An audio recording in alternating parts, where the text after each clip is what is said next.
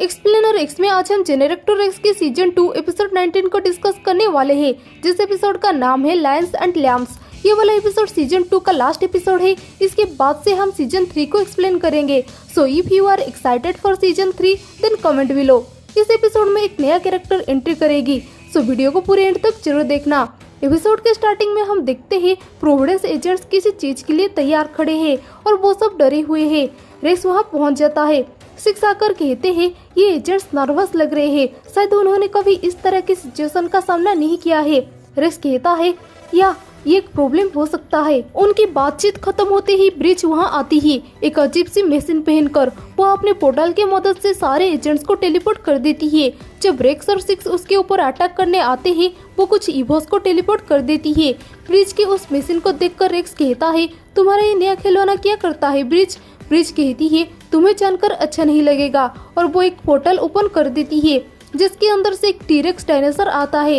Racks उसे एक evo समझकर उसे ठीक करने का कोशिश करता है और कहता है ये कोई ईवो नहीं है सिक्स, ये तो एक एक्चुअल टीरेक्स डायनासोर है। ब्रिज वहाँ से चली जाती है। रेक्स कहता है ये तो बहुत ही बुरा हो रहा है। हॉलिडे कॉन्टेक्ट में पूछती है क्या ये वही है जो मुझे लगता है? सिक्स कहते हैं तुम्हारा मतलब वो जॉब खत्म होने जा रहा है। हॉलिडे कहती है अगर तुमने इतनी बड़ी साइंटिफिक खोज को खत्म कर दिया तो उसके साथ बहुत कुछ खत्म हो जाएगा।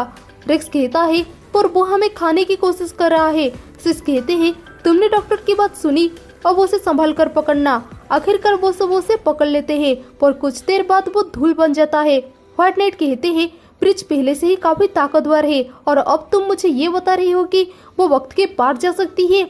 हॉलिडे कहती है वो डायनासोर आने के 2 घंटे के अंदर ही रेत के ढेर में बदल गया और अपने वक्त में वापस चला गया। सीजर कहता है फोटोटिप स्कैनर से पता चलता है कि फ्रैंकलिस ने बहुत ही दिलचस्प टेक्नोलॉजी का इस्तेमाल किया है। उसने वाकई अपना पलड़ा भारी कर लिया है। नाइट कहते हैं वो सब बातें छोड़ो, उसे रोके कैसे? सीजर कहता है जब तो वो डिवाइस मेरे हाथ नहीं आ जाता मैं कुछ नहीं कह सकता। नाइट कहते हैं हमें उस लड़की को अपने तरफ मिलाना होगा। रेक्स कहता है लेकिन सच तो ये है कि वो लड़की तभी यहाँ आएगी जब उसकी मर्जी होगी। नाइट पूछते हैं तो तुम्हारे हिसाब से हम उसे कैसे राजी करें? रेक्स कहता है मेरे जरिए। मुझे लगता है कि उसके दिल में अभी भी मेरे लिए कुछ है। बोबो कहता है बहुत अच्छे, लोहा गरम है, मार दो हथौड़ा बच्चे। नाइट कहते हैं इस काम के लिए जो भी तरीका अपनाना पड़े अपनाओ।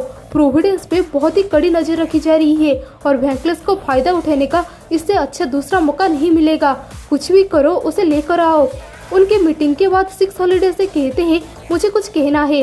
हॉलिडे शर्माती हुई कहती है हाँ कहो। सिक्स कहते हैं मेरे ख्याल से व्हाइट को कुछ हो गया है। हॉलिडे कहती है वो हमेशा से ऐसे ही है सिक्स। सिक्स कहते हैं नहीं, इस बार मामला कुछ अलग है। मैं जानता हूँ जब उन्हें कोई चीज परेशान करती है, ये सीक्रेट मीटिंग्स, ये बेचैनी, वो कुछ करने वाले हैं। हॉलिडे कहती है मैं देखती हूँ मैं क्या पता लगा सकती हूँ। रेक्स एक हॉवरबोर्ड के सहारे अविश्वास में आता है। अंदर जाते टाइम वो अपना मास्क पहनकर इनविजिबल हो जाता है। फ्रैंकलिस ब्रिज को बहुत टॉर्चर कर रहा होता है। ब्रिज कहती है मुझे बहुत दर्द हो रहा है। फ्रैंकलिस के एक्सपेरिमेंट की वजह से ब्रिज बहुत कमजोर हो जाती है। फ्रैंकलिस कहता है जब ये रिचार्ज हो जाएगा तो मैं वापस आऊंगा, हम फिर से शुरू करेंगे। रेक्स आकर ब्रिज को मदद का हाथ बढ़ाता है और कहता है तुम उसे अपने साथ ऐसा क्यों करने देते हो? ब्रिज कहती है शान के लिए। रेक्स कहता है फ्रैंकलिस की शान के लिए। उसने कभी गौर भी किया है कि तुम उसके लिए खुद को कितनी सजा दे रही हो? क्या उसने कभी तुम्हें थैंक यू भी कहा है? ब्रिज खामोश हो जाती है। रेक्स कहता है क्या ख्याल है हम इस जगह को तबाह कर दे, तुम और मैं मिलकर? तुम्हें इस तरह रहने की कोई जरूरत नहीं है। फ्रैंकलिस आकर कहता है मुझे कोई हैरानी नहीं हुई। रेक्स फिर से मेरे एक वफादार लेकिन भटके गुलाम को बचाने आया है। शायद अगली बार वो तुम्हें बचाने की कोशिश करे बायल। रेक्स कहता है सोचना पड़ेगा। वैसे उसे तनख्वाह कितनी देते हो? बायल कहता है मैं गद्दार नहीं हूँ। फ्रैंकलिस कहता है तुमने हमारा छोटा सा एक्सपेरिमेंट को तो देख ही लिया होगा, ब्रिज को थोड़ा तराशने की जरूरत है। रेक्स कहता है फिर क्या करोगे? बीते काल में जाकर गुफा में रहने वालों के राजा बनोगे? फ्रैंकलिस कहता है क्यों नहीं, राजा कहीं का भी हो, राजा तो राजा होता है ना। ब्रिज जरा इस मेहमान को विदा कर दो ताकि हम एक्सपेरिमेंट को कंटिन्यू कर सके। ब्रिज एक पोर्टल ओपन करके रेक्स के साथ भाग जाती है। फ्रैंकलिस ये देखकर कहता है ढूंढो उसे अभी। वो दोनों एक बर्फीले जगह में पहुंच जाते हैं। ब्रिज पूछती है मुझे पता नहीं मैं तुम पर भरोसा कर सकती हूँ या नहीं। रेक्स कहता है तुम मुझ पर भरोसा कर सकती हो। ये सुनकर ब्रिज उसे हक कर लेती है। सडनली वो दोनों एक दूसरे जगह में पहुंच जाते हैं। ब्रिज कहती है यही वो जगह है जहाँ से खामोशी आती है। रेक्स कहता है तुम बहुत ही अजीब हो, तुम मेरे साथ चल रही हो या ये किसी तरह का टेस्ट है। ब्रिज कहती है मैं चाहती हूँ कि तुम इसे देखो, तुम समझना चाहते हो क्या। रेक्स कहता है कुछ कह नहीं सकता। ब्रिज गुस्सा हो जाती है। रेक्स कहता है मेरा मतलब हाँ। ब्रिज उसे एक अजीब सी जगह में ले आती है। रेक्स कहता है क्या हम कहीं और जा सकते हैं जैसे कि पृथ्वी। वो दोनों एक लाइब्रेरी में पहुंच जाते हैं। रेक्स समझ जाता है कि ये कॉलेज है। व्हाइट नाइट कांटेक्ट में पूछते हैं रेक्स रिपोर्ट, आखिर तुम कहाँ पर हो। रेक्स कहता है यही मैं खुद को कब से पूछ रहा हूँ। नाइट कहते हैं मैं जानना चाहता हूँ कि तुम ये काम कर सकते हो या नहीं। रेक्स कहता है चिंता मत कीजिए व्हाइट, मैं अपना काम कर रहा हूँ। वो हॉलिडे को कांटेक्ट करता है और कहता है मैं ब्रिज को प्रोविडेंस नहीं ले जा सकता, व्हाइट उसे कैद करेंगे, उससे कोई फायदा नहीं होगा। हॉलिडे पूछती है तो तुम उसे कहाँ ले जाओगे। रेक्स कहता है मैं कोई जगह देख लूंगा। ब्रिज उसके पास पहुंच जाती है। प्रोविडेंस पे नाइट किसी औरत को बताते है कि उसने कहा कि वो अपने काम में लगा है। वो अननोन औरत कहती है कॉमेडी का भरोसा टूट रहा है, उन्हें रिजल्ट चाहिए, बहाना नहीं। नाइट कहते हैं उन्हें जो चाहिए वो उन्हें मिलेगा। ब्रिज रेक्स से कहती है वैसे मुझे तुम्हें पसंद नहीं करना चाहिए पर करती हूँ। रेक्स कहता है हम टीनेजर्स हैं, कम से कम तुम्हें तो मैं मान ही रहा हूँ, हमें जो नहीं करना चाहिए उसे करना काम का हिस्सा है। वो पूछता है क्या तुम्हें कुछ भी याद है खुद की बदलने से पहले। ब्रिज रिप्लाई में कहती है मुझे सब कुछ याद है और कुछ नहीं भी। रेक्स कहता है देखो ब्रिज, मैं ये दिखावा नहीं करूँगा कि मैं तुम्हें समझता हूँ, पर मैं मदद कर सकता हूँ अगर तुम चाहो तो। ब्रिज का मशीन ग्लो करने लगता है।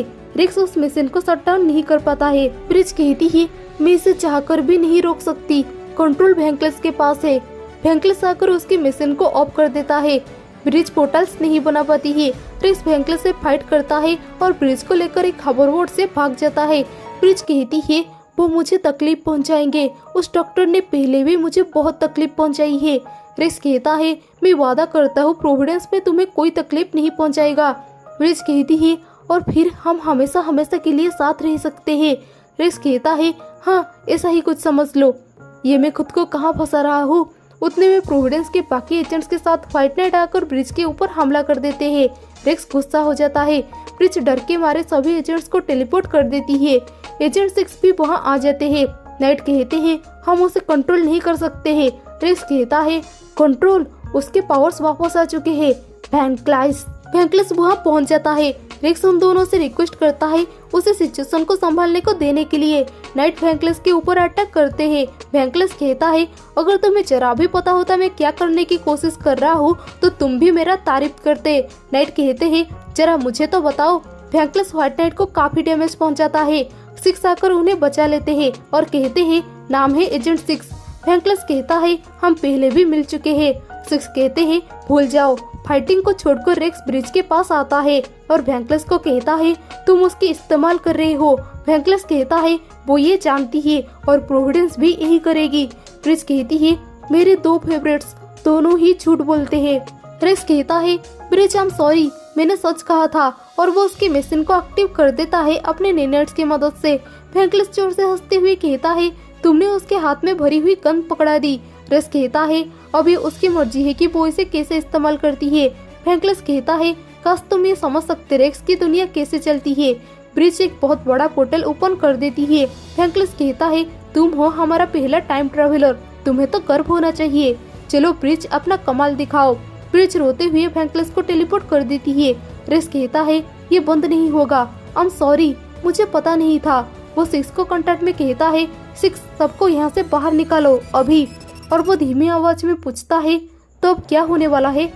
ब्रिज रोते हुए कहती है मुझे नहीं पता ये सब असली था या नहीं, लेकिन कुछ वक्त के लिए दोस्त का होना बहुत अच्छा एहसास था।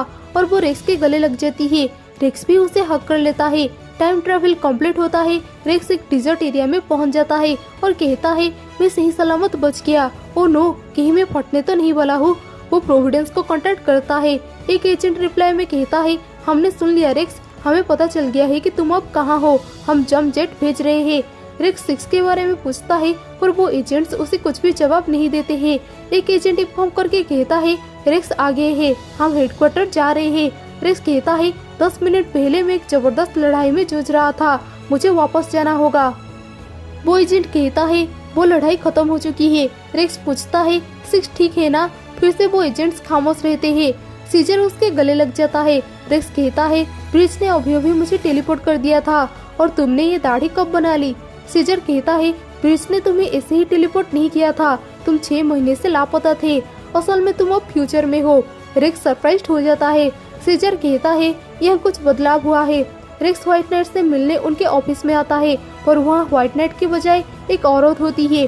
वो कहती है, रेक्स व्हाइट नाइट अब इस ऑर्गेनाइजेशन से जुड़े हुए नहीं है, उन्होंने जबरदस्त कब्जा करने की कोशिश किया था पर नाकाम रहे। रेक्स पूछता है, सिक्स कहाँ है और हॉलिडे? वो कहती है, बदलाव कभी आसान नहीं होता, सब कुछ ठीक हो जाएगा। रेक्स पूछता है, कौन हो तुम? वो कहती है, वही जिसे तुम्हारी वापस आने की बहुत खुशी है, तुम मुझे कहोगे ब्लैक नाइट। और ये एपिसोड यहीं पर खत्म हो जाती है।